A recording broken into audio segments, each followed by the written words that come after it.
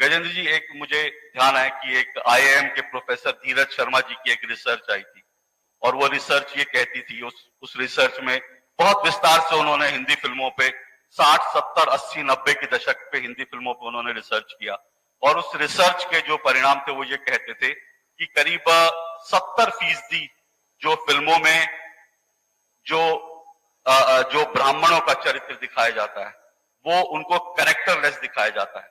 ऐसी जब रिसर्च आई, उसके पहले हम बचपन से देखते थे लेकिन तब तक ये बात जहन में नहीं आई थी, लेकिन जब ये रिसर्च सामने आई और उस रिसर्च को देखा तो उसके बाद ध्यान आया कि किस तरह से हिंदी फिल्मों में आज हमारे सामने बहुत वरिष्ठ विद्वान बैठे हैं, संत लोग बैठे हैं गेरुआ में, इस गेरुए वस्त्र को लेकर फिल्मों में किस तरह के 60, 70, 80 के दशक में दिखाया गया एक ब्राह्मण है तो वो करप्ट ही होगा, मंदिरों में बलात्कारी होगा, ये सब चीजें हमने बहुत लंबे समय तक देखी। मेरा सीधा सवाल ये है, क्या आपको लगता है कि आप धर्मराज रहे हैं, धर्मराज का आपने पात्र निभाया, इसलिए क्या फिल्मों के माध्यम से अधर्म को प्रस्थापित करने की कोई साजिश हुई है? क्या एक संगठित रूप से एक इस तरह का प्रयास हुआ है? क्या आपको ऐसा कभी लगा?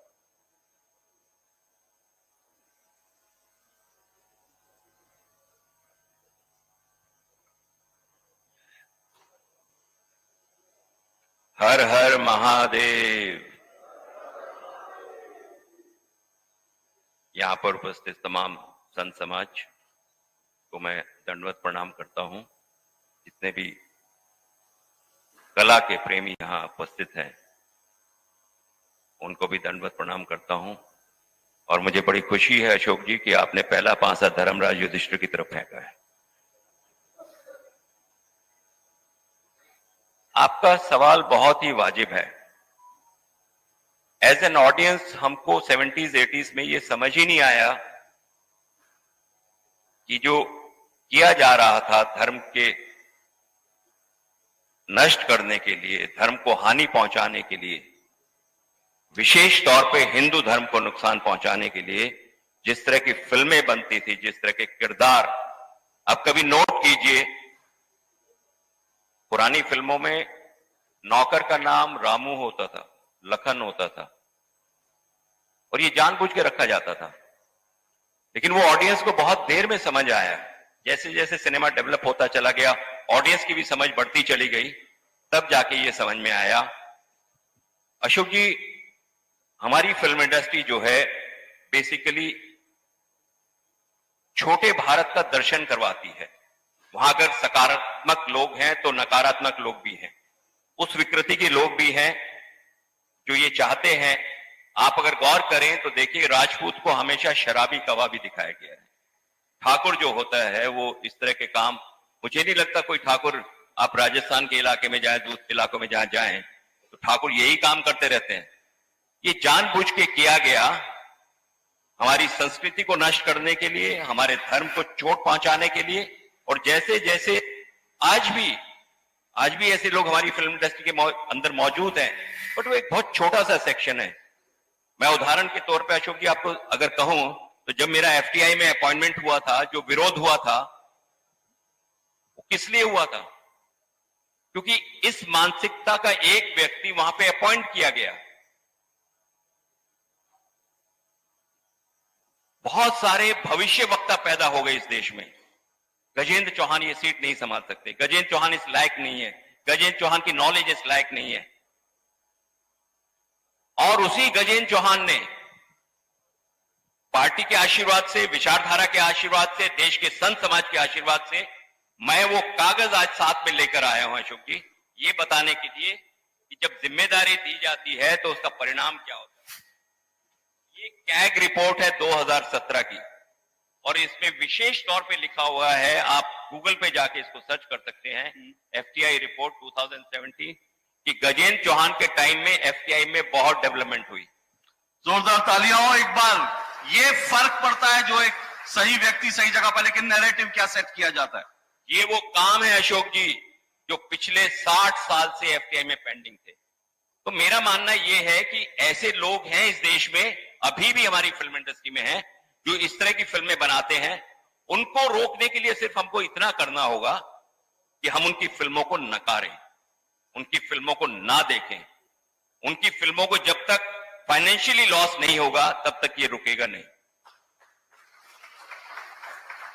तो इसलिए हम सबको इकट्ठा होके, इस समाज को इकट्ठा होके, इस संत समाज की गाइडेंस में, हमारा जो नेतृत्व है उसकी गाइडेंस में हम ये कदम उठाएं कि हम ऐसी फिल्मों को नकारेंगे, ऐसी सोच की फिल्मों को नकारेंगे, उन्हें नहीं देखेंगे।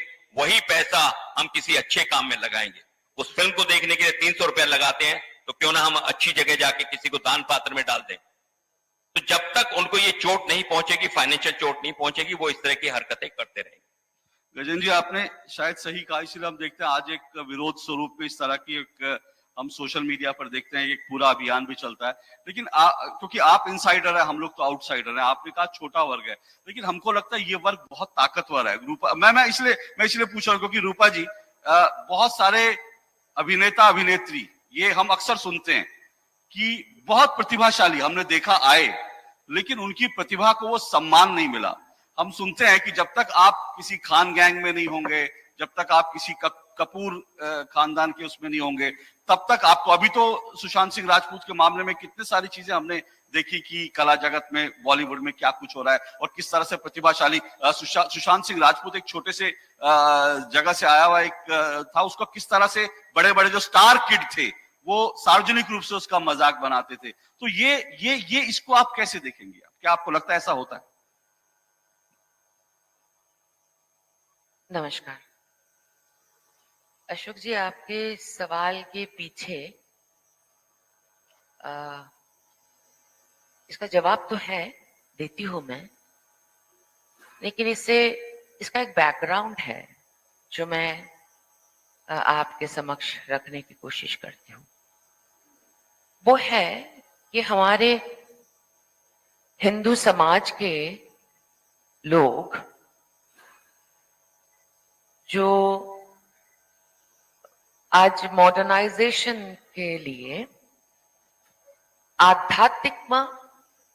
जो आध्यात्मिकता होता है और जो मूर्ति पूजा होता है और पूजा पद्धति प्रक्रिया होता है और शास्त्र ज्ञान होता है, वेद का चर्चा, पढ़ना लिखना, उनके बारे में जानकारी रखना, जीवन के मूल्यबोध को हम ये सबसे दूर होते हुए खोते गए। मैं दोबारा ये बात दोहराना चाहूंगी कि मेरी हिंदी ठीक नहीं है, मन की बात समझने की कोशिश करिए, भाषा अगर कहीं इधर से उधर जाए माफ कर दीजिए। क्या हुआ है, कई ऐसा समय बीता, जैसे मैं अपने लिए थोड़ा सा बोल सकती हूं, हम जैसे लोग जो रिफ्यूजी हैं, एक भारी मात्रा में विभाजन के बाद हम रिफ्यूजी होकर इस देश में पहुंचे। ये हमारा भारत हमको आश्रय दिया और हमको लगा हाँ ठीक है, हम भारतवासी हैं, क्योंकि विभाजन के हम तो पार्ट नहीं थे, मेरे पिता माता जी थे।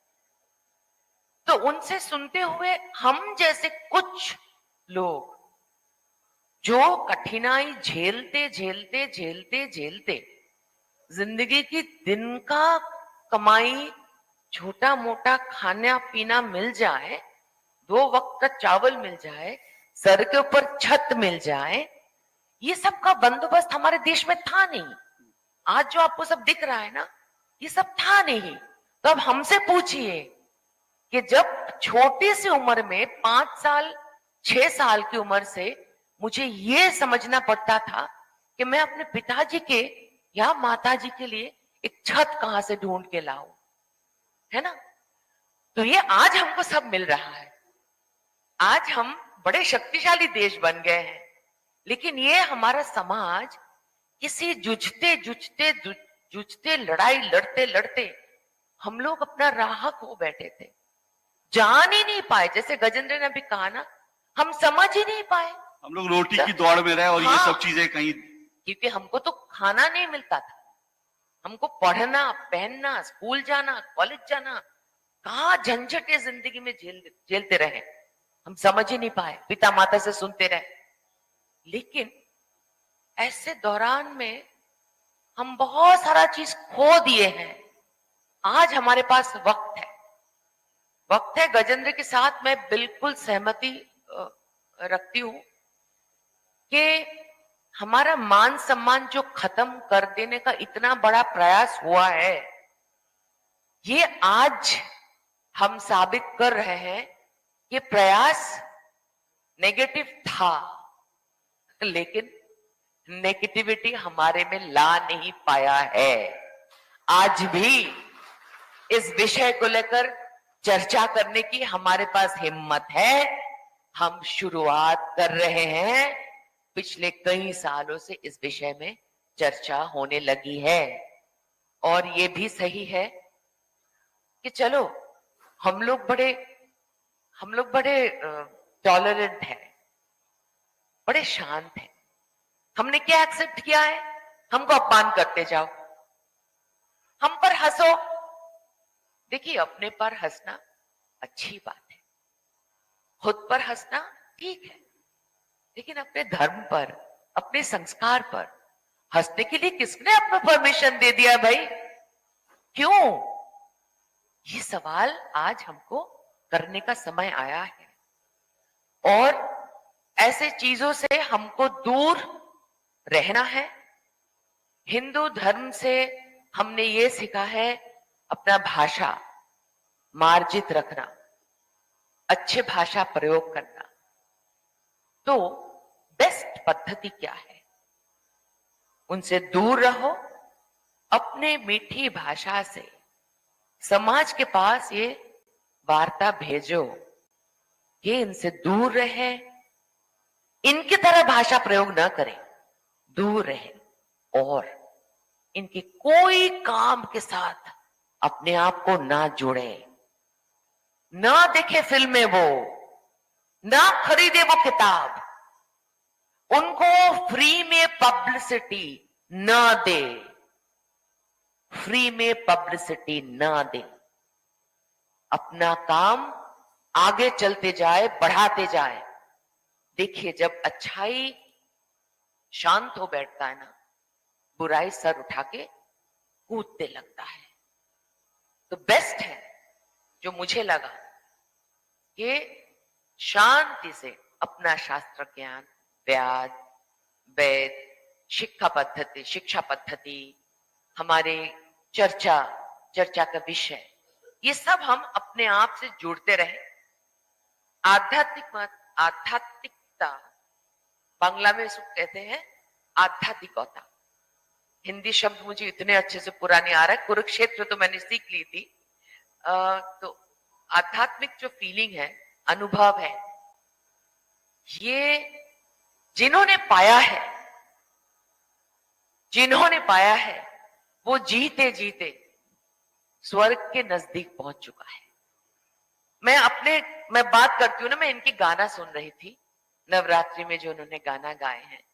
मैं 2-4 और शब्द बोलूंगी इससे हटके थोड़ा सा, कि जैसे दुर्गा माँ का अलग अलग नए नए रूप। अरे भाई, हमारा दुर्गा माँ का शक्ल इतना मॉडर्नाइज करने की जरूरत कहां से पड़ गई? तो हमको जितने लोग एकत्रित करें हम और उनको समझाएं कि हमारा दुर्गा माँ को हम दुर्गा माँ की तरह ही देखना चाहते हैं। वो ट्विन कॉस्ट्यूम में, ट्विन सिटी में क्या बोलते हैं वो जो स्विमिंग सूट जैसा कपड़े, खुले खुले मॉडर्न नहीं चाहिए। ना जाए वो पूजा मंडप में जहां पे ऐसे दुर्गा माँ का छवि हमने रखा है, ना जाए वो, ना उनको सोशल मीडिया में वायरल करें, उनको फायदा दे रहे हैं हम। दूर रहे उनसे और अपने आप का शिक्षा को बढ़ाते जाए। समाज व्यवस्था अपने खुद खड़ा करते हैं, हम पीछे नहीं हटने वाले हैं, हम आगे चलते जाएंगे। रूपा जी, आपने जो कहा, मैं ठीक, आपने जो अपने दिल की बात कही उसका वो जो आपकी बात की भाव लोगों तक पहुंचे, लेकिन मैं इस सवाल पे एक बार फिर वापस आता हूँ। गजेंद्र जी, अगर आप इस पर, क्योंकि मैं इसलिए ये कह रहा हूँ, फिर मैं मालिनी दीदी आपके पास भी आऊंगा। मैं फिर ये जानना चाह रहा हूँ, क्योंकि हम लोगों को, आपने बिल्कुल ठीक कहा, हम लोगों को बहुत देर से समझ में आई। दीवार फिल्म हम सबने देखी होगी, खूब ताली बजाते हैं, आज भी देखते हैं, बड़ा अच्छा लगता है। लेकिन दीवार फिल्म में अमिताभ बच्चन साहब जो है वो बिल्कुल नास्तिक थे, भगवान के दरवाजे पे जाते कहते मैं तुझे मानता नहीं, लेकिन उनको जिंदगी भर बचाता कौन है? बिल्ला नंबर 786, 786 बिल्ला नंबर उनको बचाता है जब भी होता है। जिस दिन वो 786 उनका 786 बिल्ला हट जाता है, उस दिन अमिताभ बच्चन को गोली लग जाती है। तो ये नैरेटिव था। आपने, मैं फिर कह रहा हूं कि आज भी हमको ये लगता है कि जो लोग देश के लिए, जो लोग संस्कृति के लिए, संस्कारों के लिए काम करना चाहते हैं, उनको कम से कम बॉलीवुड, मैं बाकी कला जगत की बात नहीं कर रहा, लेकिन मैं वो बॉलीवुड की, वहां पर उनको जगह नहीं मिलती है, या जिनको मिलती है उनका आप जैसे प्रतिरोध होता है, वहां पर एक पूरा लॉबी खड़ी हो जाती है आप लोगों का प्रतिरोध करने के लिए। तो ताकतवर अब भी वही लोग दिखते हैं, और ये शायद चिंता की बात हो सकती है हमारे लिए। नहीं, जैसे अशोक जी मैंने पहले आपसे कहा कि बहुत छोटा वर्ग है, लेकिन वो ताकतवर है, पैसे की ताकत है वहां पे। लेकिन मुझे ऐसे लगता है कि हमको अपनी मजबूरी को कमजोरी नहीं बनाना चाहिए। मैं एक बहुत छोटे से गांव से आया हूं जिसमें 200 घर भी नहीं होते, और मैंने अपनी जिंदगी वहां से शुरू की, और मैं फिल्म इंडस्ट्री के आर्टिस्ट एसोसिएशन के प्रेसिडेंट के पद पे बैठा। आपको अपनी लड़ाई लड़नी पड़ेगी। हर हिंदुस्तानी को, हर हिंदू को हिंदुत्व के लिए, अपने धर्म के लिए आपको लड़ाई लड़नी पड़ेगी अशोक जी। आप उसको मजबूरी नहीं बना सकते, आपका उसका सामना करना पड़ेगा। मैं आपको बताना चाहता हूं एक उदाहरण देके कि जब मैं बीजेपी में आया, आदरणीय अटल जी मुझे लेके आए थे, तो मेरा इतना विरोध हुआ फिल्म इंडस्ट्री में, मेरे सीरियल वापस हो गए, मेरे फिल्में वापस हो गई, मेरे प्रोजेक्ट मेरे हाथ से निकल गए। ये दौर रहा 90s का, लेकिन मैंने हिम्मत नहीं हारी। मैंने कहा ये मुझे फाइनेंशियली नुकसान पहुंचा रहे हैं ना, लेकिन मेरे भाग्य को ये लोग नहीं ले सकते। मैं उस भाग्य की आड़ में काम करता रहा और इनका सामना किया डट के। मैं शायद पहला या दूसरा तीसरा व्यक्ति होऊंगा जिसने बॉलीवुड से भारतीय जनता पार्टी का रुख किया था, और मैंने उस दौर में इनका सामना किया है। मैंने बहुत कुछ नुकसान उठाया है। मुझे कैंपेनिंग के लिए भेजा जाता था 2 दिन के लिए, और 10 दिन के लिए रखा जाता था, और मैंने वो 10 दिन भी यूटिलाइज किए और अपने प्रोजेक्ट छोड़े। वो नुकसान को उठाने की आपको हिम्मत रखनी पड़ेगी। देखिए आज समय है, आज तो हम लोग बहुत ताकतवर हैं। आज हिंदुत्व, संत समाज, हमारी सरकार बहुत ताकतवर है। अगर इस समय में हम अपने धर्म का प्रचार नहीं, प्रसार नहीं करेंगे तो फिर कब करेंगे? आज हमको सामना करना है और डट के करना है, हेड ऑन लेना है इन लोगों को। अगर कोई फिल्म बनाता है तो हमारे कोई हिंदू भाई उठ के ऐसी फिल्म बनाए, बल्कि मैं बताऊंगा कि सूर्यवंशी देखिए उदाहरण सामने खड़ा है, 3 हिंदू हीरो सामने खड़े कर दिए उसने 3 खानों के सामने। ऐसी हिम्मत किसी ना किसी को करनी पड़ेगी। आप लेके आइए, दूसरे लोग हैं फिल्म इंडस्ट्री में। आप जिन फिल्मों की बात कर रहे हैं उनके राइटर्स को देखिए कौन थे। बिल्कुल बिल्कुल, वो महत्वपूर्ण तो मानसिकता वही है। हाँ, महत्वपूर्ण विषय वही है, वही है लेखक कौन थे और इनको फंड करने वाले प्रोड्यूसर कौन थे और इनकी फंडिंग कहां से होती थी। लेकिन आज हम ये एक्सक्यूज नहीं ले सकते, ये बहाना नहीं बना सकते कि भाई हमारे पास ताकत नहीं है, पैसा नहीं है, फाइनेंशियल रिसोर्सेज नहीं है, हमारे पास फिल्म बनाने वाले लोग नहीं है। लेकिन हमारे ही कुछ लोग, हिंदू धर्म के ही लोग जब ऐसी फिल्में बनाती है तो हमें गुस्सा भी आता है और उनके ऊपर अफसोस भी होता है। जब पीके जैसी फिल्म बनती है और हमारा ही कोई हिंदू भाई उस फिल्म को प्रोजेक्ट करता है तो गुस्सा आता है। तो मैं आपके मंच के माध्यम से कहना चाहता हूं तमाम फिल्म इंडस्ट्री के उन हिंदू भाइयों को, वैसे तो फिल्म इंडस्ट्री नेशनल इंटीग्रेशन का सबसे बड़ा उदाहरण है, लेकिन जो ये मानसिकता पली हुई है अंदर छोटे से वर्ग में, इसको खत्म करने के लिए इसका राइवल आपको खड़ा करना ही पड़ेगा।